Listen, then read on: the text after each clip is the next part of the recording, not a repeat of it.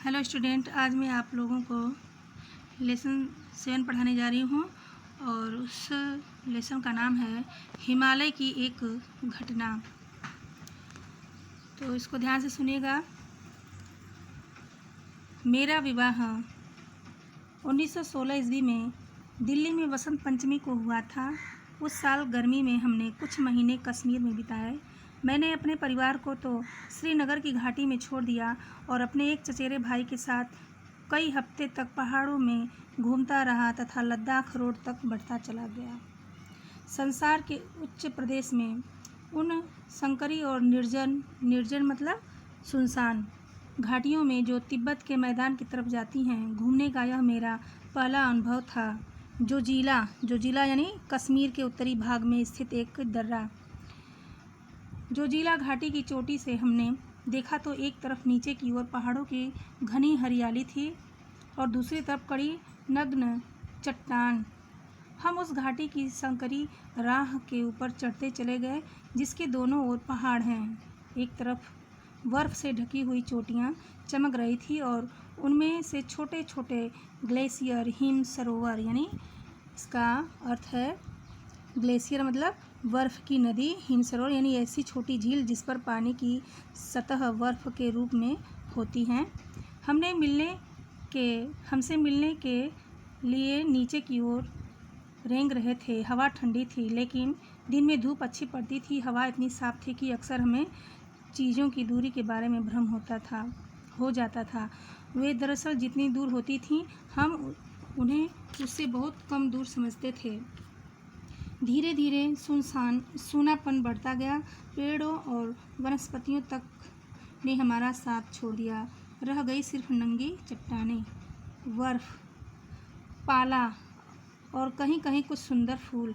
फिर भी प्रकृति के इन जंगली और सुनसान इलाकों में मुझे अजीब संतोष मिला। मेरे उत्साह और उमंग का ठिकाना न था।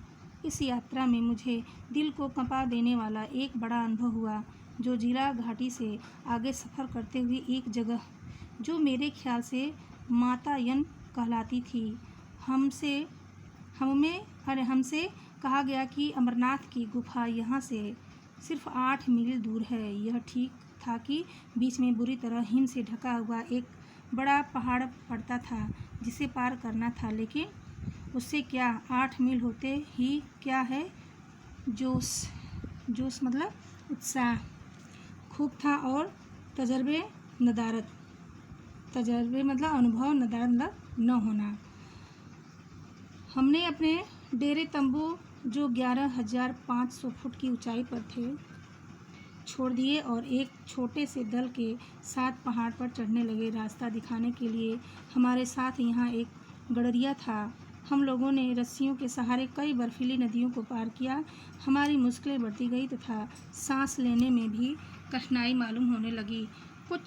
हमारे कुछ सामान उठाने वालों के मुंह से खून निकलने लगा, हालांकि उन पर बहुत बोझ नहीं था। उधर बर्फ़ पड़ने लगी और बर्फीली नदियाँ भयानक रूप से रपटीली हो गई।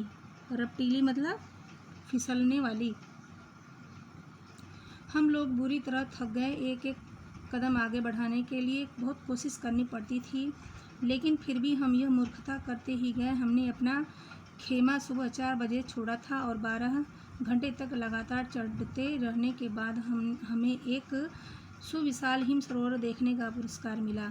यह दृश्य बहुत ही सुंदर था।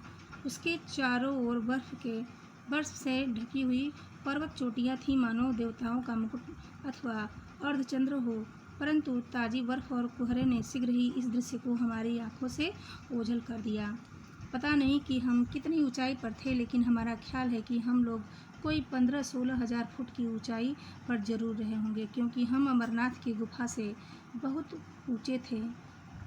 अब हमें इस हिम सरोवर को, जो संभवतः आधा मील लंबा होगा, पार करके दूसरी तरफ नीचे गुफा को जाना था। हम लोगों ने सोचा कि चढ़ाई खत्म होते ही हमारी मुश्किलें भी खत्म होंगी, इसलिए बहुत थके होने पर भी हम लोगों ने हंसते हुए यात्रा की यह मंजिल भी तय करनी शुरू की। इसमें बड़ा धोखा था, क्योंकि वहाँ दरारें बहुत सी थीं और ताज़ी गिरने वाली बर्फ़ खतरनाक दरारों को ढक लेती थी।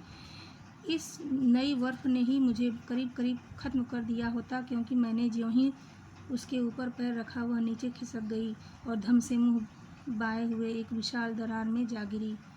यह दरार बड़ी थी और कोई भी चीज़ उसमें बिल्कुल नीचे पहुंचकर हजारों वर्ष बाद तक भूगर्भ शास्त्रियों की खोज के लिए इत्मीनान के साथ सुरक्षित रह सकती थी। लेकिन मेरे हाथ से रस्सी नहीं छूटी और मैं दरार की बाजू को पकड़े रहा और ऊपर खींच लिया गया।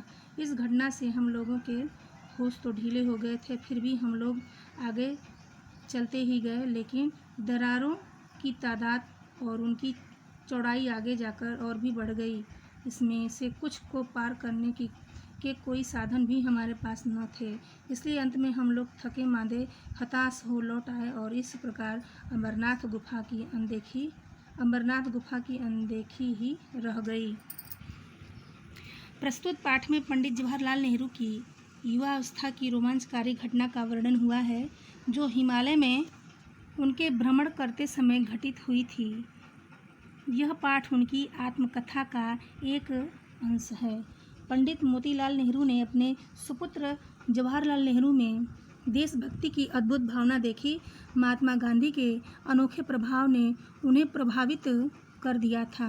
अब उनसे मौन न रहा गया। वे हाथ पर हाथ रखकर समाज और राष्ट्र की विभिन्न गतिविधियों के मूक दर्शक नहीं बन सकते थे। उन्होंने भी बैरिस्टरी छोड़ दी और महात्मा गांधी के मार्गदर्शन में अपने पुत्र जवाहरलाल का साथ देना उचित समझा।